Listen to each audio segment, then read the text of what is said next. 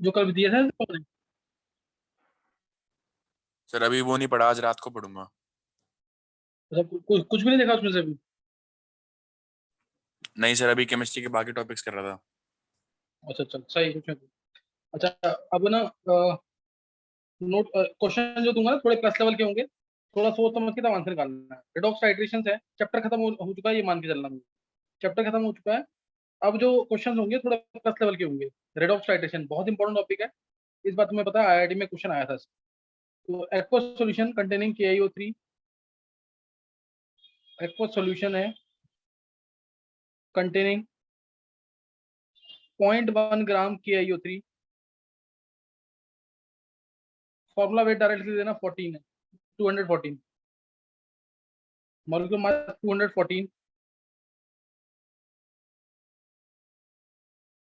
214 was treated with excess of Ki, was treated with excess of Ki।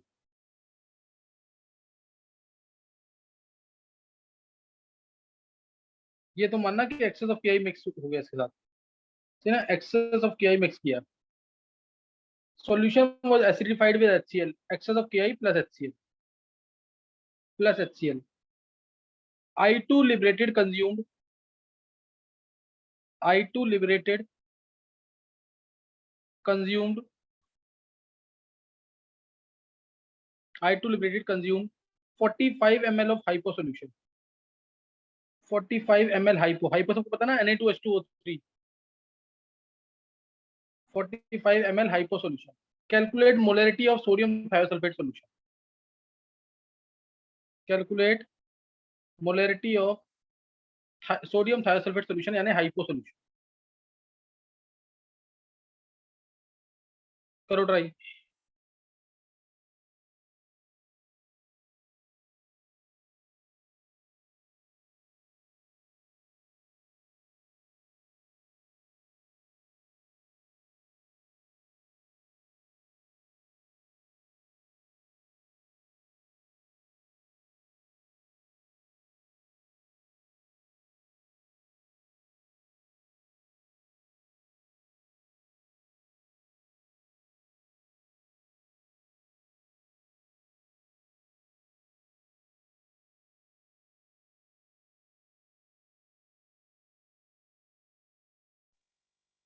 एक बार question दोबारा सुन लेंगे। देखो, aqua solution है 0.1 ग्राम KiO3 की। मॉलिक्यूलर मास है इसका 214। इसको ट्रीट किया है excess KI in acidic medium, excess KI in acidic medium से ट्रीट किया। आयोडीन जो लिबरेट हुई है, इसने कंज्यूम किया 45 ml hypo solution. 45 ml hypo solution. तुम्हें इसकी मोलरिटी निकालनी, calculate molarity of hypo solution. Question clear है? मतलब KiO3 और KI की रिएक्शन हो रही है तो तुम्हें क्या मिल रहा है? I2 मिल रहा है। इस I2 को किससे ट्रीट किया? Hypo solution. तो तुम्हें मोलरिटी निकालनी है हाइपो सॉल्यूशन।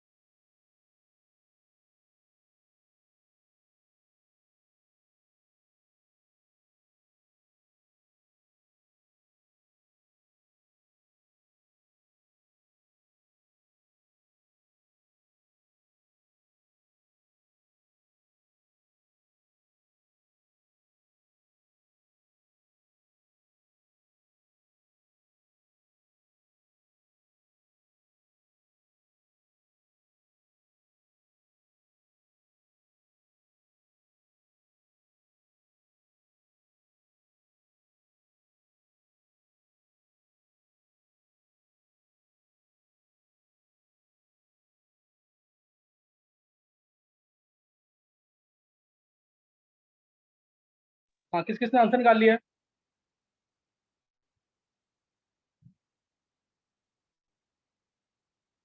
देखो इस समय ना सिर्फ प्रैक्टिस कर रहे हैं हम। अब ये क्वेश्चन निकलने चाहिए, इजी क्वेश्चन है अभी, अभी स्टार्टिंग में इजी है अभी।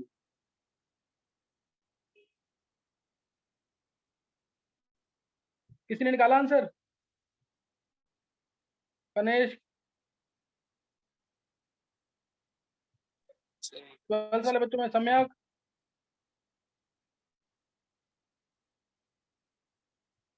प्रथम, शिवा,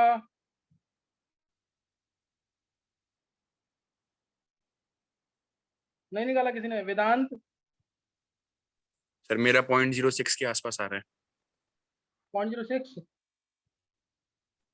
यस सर। हाँ वेदांत, इसमें लेकिन हल्की सी भी अगर तूने कैलकुलेशन मिस्टेक की है ना, तो आंसर इसके आसपास ही आएगा हमेशा। तेरा आंसर सही है वैसे, तेरा आंसर बिल्कुल सही है वेदांत, लेकिन अब एक बार चेक कर ले। देखो इस क्वेश्चन को मैं तुम्हें दो तरीके से करके दिखाऊंगा, एक बार मिली करंट से भी और एक बार मोल कंसेप्ट से भी। सबसे इजी क्वेश्चन है, कोई टफ क्वेश्चन नहीं है ये। देखो उधर IO3 नेगेटिव है, इसको ट्रीट किया एक्सेस ऑफ I माइनस के साथ, इससे बन रहा है I2। इसे लिखा हुआ क्लियर, ये I2 बन रहा है। I2 बना, I2 को मैं ऐसे लिख रहा हूँ, half I2 plus half I2। किसी को कोई डाउट नहीं होना चाहिए, बैलेंस आइटम्स ऑलरेडी। क्यों लिखा है? क्योंकि IO3 माइनस भी I2 में गया, I माइनस भी I2 में गया। अब देखेंगे, बैलेंस कर रहा हूँ मैं इसको, बैलेंस तुम कर लोगे वैसे। +5 से 0, 5 इलेक्ट्रॉन। मैं फिर भी तुम्हें एक 1 स्टेप बैलेंसिंग करके दिखा रहा हूँ दोबारा। -1 से 0, 1 इलेक्ट्रॉन। तो इसलिए इसको 5 से मल्टीप्लाई कर दिया, 5 से मल्टीप्लाई कर दिया। यहां तक किसी को कोई डाउट तो नहीं है? एटम बैलेंस करके electrons cross multiply by transfer of electrons, ये कर दिया। तो ये आ गया यहाँ पे 3I2 हो गया सीधा। ये हाफ I2 प्लस 5/2 I2 क्या हो जाएगा? 3I2। 3I2 ये आ गया 3I2। अब चार्ज बैलेंस -1 और -5, -6 है। H प्लस HCl था, HCl था इसलिए 6HCl या 6H plus 2, 6H plus 6H और 3O है 3H2। इक्वेशन बैलेंस है, इक्वेशन ये बैलेंस हो गई है। अब मेरे को KiO3 के का मास दे रखा है, मॉलिक्यूलर मास 214 है, तो इसके मोल्स कितने हो गए? इसके मोल्स हो गए 0.1/214। ये इसके मोल्स हैं, इसके मोल्स मिल गए, तो I2 के मोल्स कितने हो जाएंगे? 3 × 0.1/214। I2 के मोल्स मिल गए। I2 के मोल्स मिलने के बाद हमें चाहिए हाइपो सोल्यूशन। हाइपो सोल्यूशन की इक्वेशन सबको याद होगी, मैंने तुम्हें कहा था बहुत बार यूज होगी। इससे क्या आ जाएगा? Na2H4O6 + 2NaI। तो जो इसके मोल्स हैं, ये इसके मोल्स कितने हैं? 0.3 डिवाइड बाय 214। जो इसके मोल्स हैं उसके डबल मोल्स इसके हो जाएंगे। इसके मोल्स आ गए, इसके मोल्स आ गए। वॉल्यूम पता है 45 ml है, तो मोल्स डिवाइडेड बाय वॉल्यूम 45 × 1000, ये होगी मोलरिटी। वेदांत यही है आंसर? यस सर, करा तो यही है। यही है, परफेक्ट आंसर है। तो 12th वाले बच्चे सम्यक है, प्रथम है, ये अनन्य है, बहुत सारे बच्चे हैं इसमें, विधि, ऋतिका सब है, और इजी क्वेश्चन दिया था तुमसे, निकला नहीं किसी से। सम्यक, यस सर। सम्यक 12th वाले बैच में 11th वाले बैच में एंट्री इसीलिए दी है ना, ताकि तुम लोग प्रैक्टिस कर सको। तुम लोग निकाल ही नहीं रहे कोई आंसर। विधि, यस सर। आंसर नहीं निकाल रहे, बिल्कुल इजी क्वेश्चन चल रहे हैं सारे। ऋतिका, वंशिका, सब लास्ट ईयर किया हुआ वही क्वेश्चन करा रहा हूँ सेम, तो आंसर निकलने चाहिए बिल्कुल। देखो सर, सबने निकाल लिया अगर ये आंसर। एक तो तरीका ये है, ये मैंने किया इस क्वेश्चन को मोल कंसेप्ट। अब एक मैं बता रहा हूँ तुम्हें से मिलीकुलेंट से। Nikita, Nikita, yes sir. निकिता समझ आ गया कि नहीं? Yes sir. इसमें साक्षी, साक्षी क्लास में नहीं आई है। निकिता एक बार मैसेज कर देना उसको। चलो देखो एक बार, अब मैं अगर same Okay, sir. Question, same, हाँ एक बार मैसेज कर दो उसको। सेम क्वेश्चन अगर मैं करता हूँ मिली इक्विवेलेंट से तब कैसे होगा? उसके लिए ना तुम्हें बस क्या आना चाहिए, सेम क्वेश्चन अगर मैं मिली इक्विवेलेंट से करता हूँ तो उसके लिए तुम्हें क्या आना चाहिए, एन फैक्टर निकालना आना चाहिए, बस एन फैक्टर। ध्यान देंगे एन फैक्टर कैसे निकलेगा, मैं ये हटा रहा हूँ सारा। अब डिस्प्रोपोर्शनेशन रिएक्शन का एन फैक्टर याद है कैसे निकलता था? तरीका देख लेंगे, जिससे तुम्हारा मन करे उससे कर लो। मेरे को बस ये है कि तुम्हें कंसेप्ट क्लियर हो ढंग से, चाहे वो मोल कंसेप्ट करो चाहे मिली इक्विवेलेंट से। रिएक्शन इसकी पता है मेरे को, Na2H2O3, ये I माइनस और S4O6 2 नेगेटिव देगा, ये इसके मोल्स पता है मेरे को ये। अब मैं अगर मेरे को सेम क्वेश्चन अगर मिली इक्विवेलेंट से करना है तो I2 ऊपर वाली रिएक्शन में भी है और I2 नीचे वाली रिएक्शन में भी है, I2 दोनों जगह है ना इसमें। तो I2 का एन फैक्टर पहली इक्वेशन में कितना है? I2 का एन फैक्टर पहली इक्वेशन में कितना है? Don't walk away, I stay. Saw me. Nishi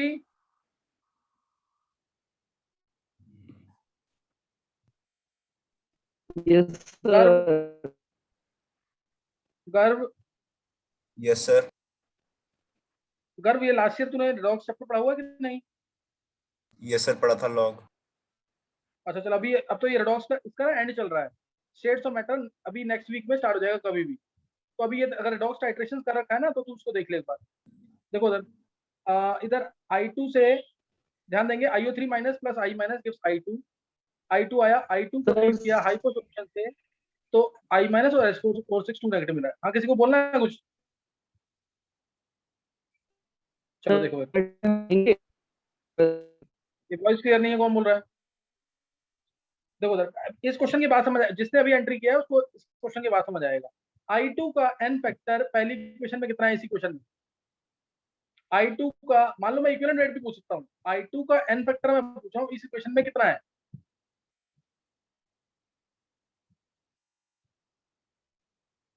नहीं पता है? मैंने एन फैक्टर निकालने का तरीका बताया ना इसका।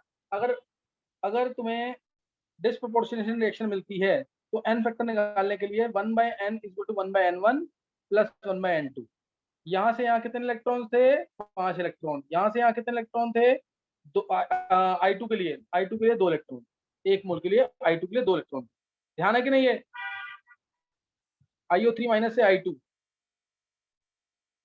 I2 के एक मोल के लिए 10 इलेक्ट्रॉन आएंगे, सॉरी पहले में 10 आएंगे और दूसरे में आएंगे 2 इलेक्ट्रॉन। किसी को डाउट तो नहीं कोई? IO3 माइनस से I2 अगर बनेगा तो हमें करना पड़ेगा I2 2 मोल लेंगे इसके तो 10 इलेक्ट्रॉन आ जाएंगे, और I माइनस से अगर I2 बनाना है तो 2 मोल इसके लेने पड़ेंगे तो 2 इलेक्ट्रॉन आ जाएंगे। इसलिए N1 की वैल्यू अगर तुम 2 ले रहे हो तो N2 की वैल्यू 10, N1 की वैल्यू 2 तो N2 की वैल्यू 10 लेनी। तो इससे एन फैक्टर I2 को कितना आ रहा है? 1/2 प्लस 1/10, ये कितना आ जाएगा? 10/6। 10/6 आ रहा है क्या? Yes, sir. यही आ रहा है. 5/3 5/3 एन फैक्टर आ गया I2 का। ये किस इक्वेशन में आया? ये इस इक्वेशन में आया। ऊपर से नीचे गए तो एन फैक्टर I2 का आ रहा है कितना?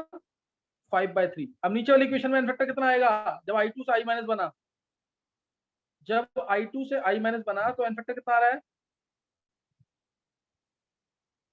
2 आएगा ना? तुम लोग ना इक्विवेलेंट वेट मैंने इतने ढंग से प्रैक्टिस कराया, अगर प्रैक्टिस नहीं करोगे ना तो फिर फायदा नहीं है। एक ही क्वेश्चन में 2-2 3-3 तरीके से करा रहा हूँ ताकि रिडॉक्स टाइट्रेशन दिमाग में आ जाए और क्वेश्चन गलत ना हो। आप देखो अब जो मोल्स, ध्यान देना पहले मिलिक्विलेंट्स में I2 पे कह रहा हूँ, इक्वेशन में कितने होंगे बोलो? मिलिक्विलेंट्स ऑफ I2 एन फैक्टर 5/3 कितने हैं? मिलिक्विलेंट्स ऑफ IO3 नेगेटिव, ऊपर IO3 नेगेटिव है ना, मिलिक्विलेंट्स ऑफ IO3 नेगेटिव वो कितना होगा? इसके मोल्स इंटू एन फैक्टर इसका 5 इंटू 10⁻³ ये होगा, ये होगा। अब हमें चाहिए milliequivalents of I2 with n factor 2, क्योंकि नीचे जो आ रहे हैं तो एन फैक्टर 2 है, तो milliequivalents of I2 with n factor 2 ये कितने हो जाएंगे? 0.1 0.5 लिख लो, 0.5/214 इंटू 10⁻³ इंटू 2 अपॉन में 5/3 अपॉन में 5/3 ये आ गए। और ये सेम मिलिकुलेंस किसके होंगे? हाइपो के, I2 और हाइपो इसी क्वेश्चन में ना। तो जो मिलिकुलेंस I2 पे आए हैं विद एन फैक्टर 2 वाले, वही मिलिकुलेंस किसके होंगे? हाइपो के होंगे। नहीं क्लियर हो रहा है?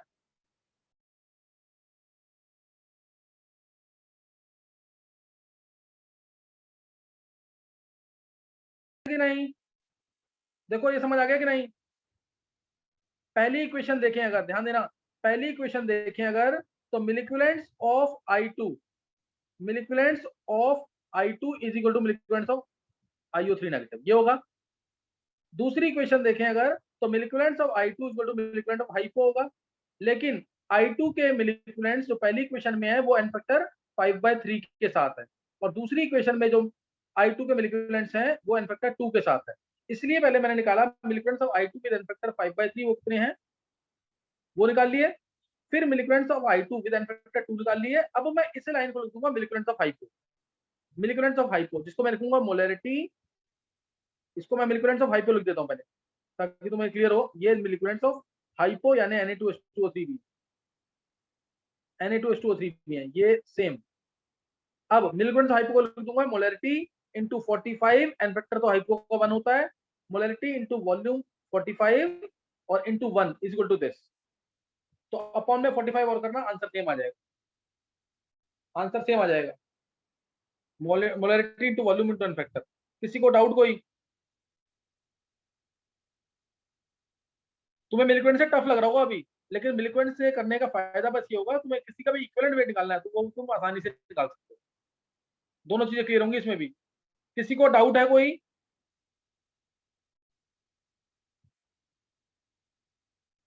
किसी बच्चे को कोई डाउट है इसमें?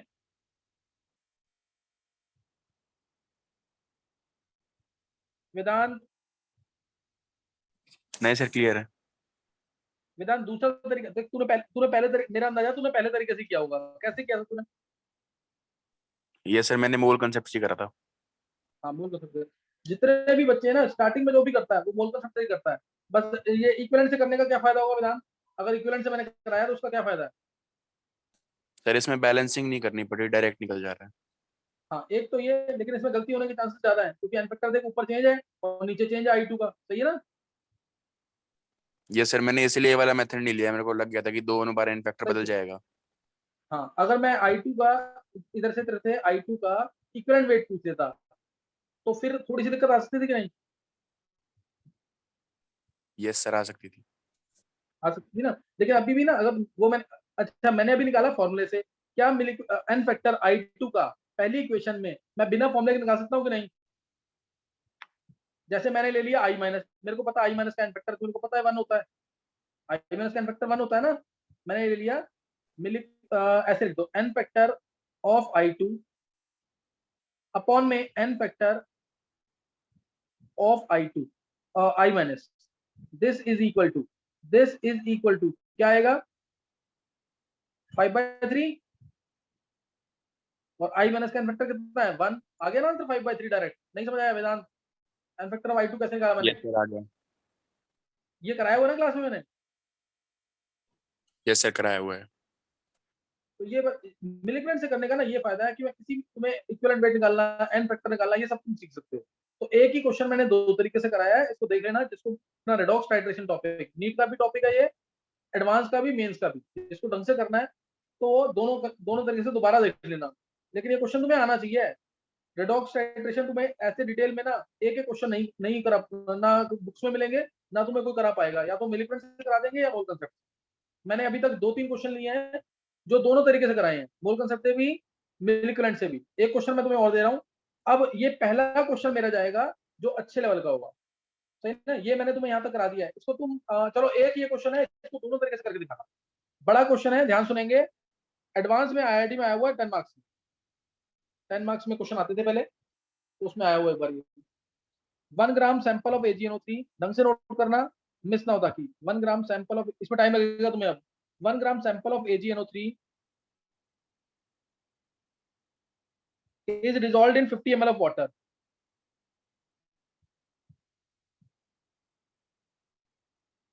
50 ml of water. It is titrated with 50 ml KI solution. It is titrated with 50 ml KI solution. बहुत मीनिंग ढंग से पकड़ना पहले इसका क्वेश्चन का. मीनिंग समझ नहीं आया तो क्वेश्चन नहीं कर पाओगे.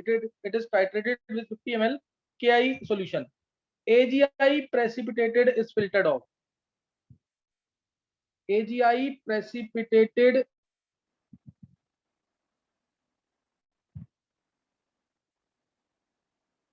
is filtered off. Excess of KI in filtrate is titrated with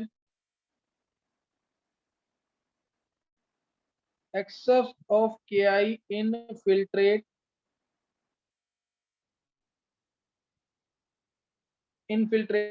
is titrated with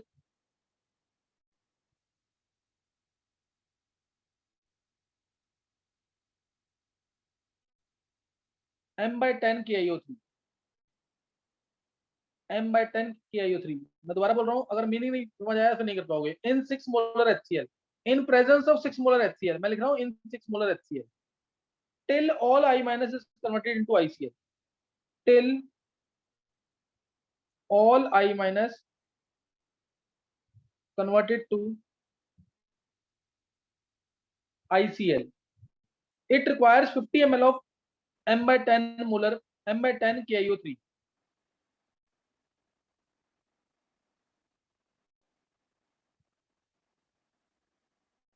It requires 50 ml of m/10 KiO3. 20 ml same stock solution of KI, same stock solution of KI, same stock solution of KI requires 30 ml of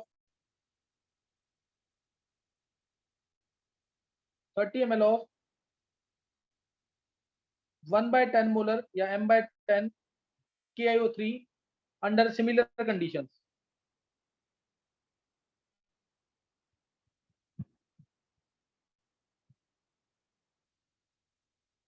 Under similar conditions, calculate percentage of AgNO3 in sample. Percentage of AgNO3 in the sample. चलो इसको निकालेंगे. Percentage of AgNO3 in the sample निकालना.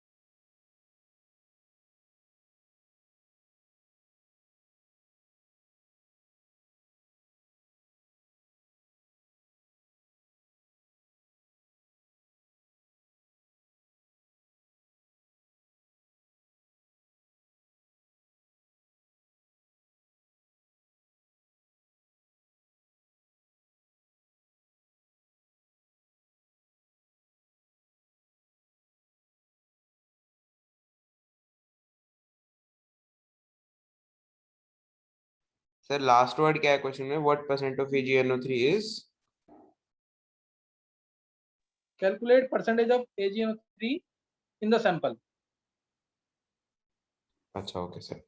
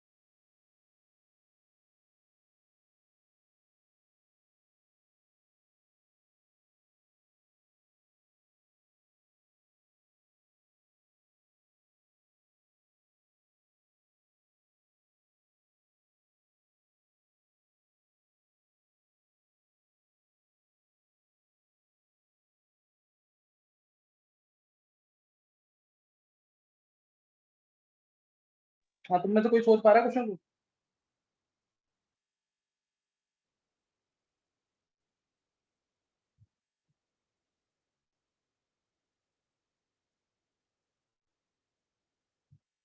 Question का meaning नहीं सोच पाओगे ना, फिर फायदा नहीं, कोई भी फिर नहीं कर पाओगे क्वेश्चन।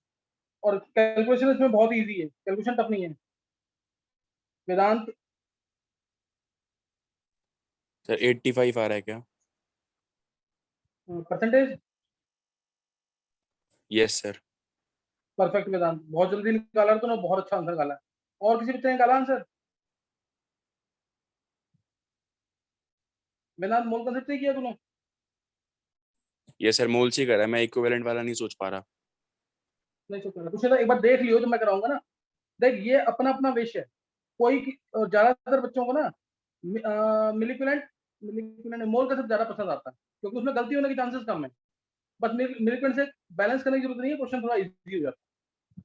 समझ गए वेदांत? Yes sir. और किसी बच्चे ने निकाला है वेदांत के अलावा?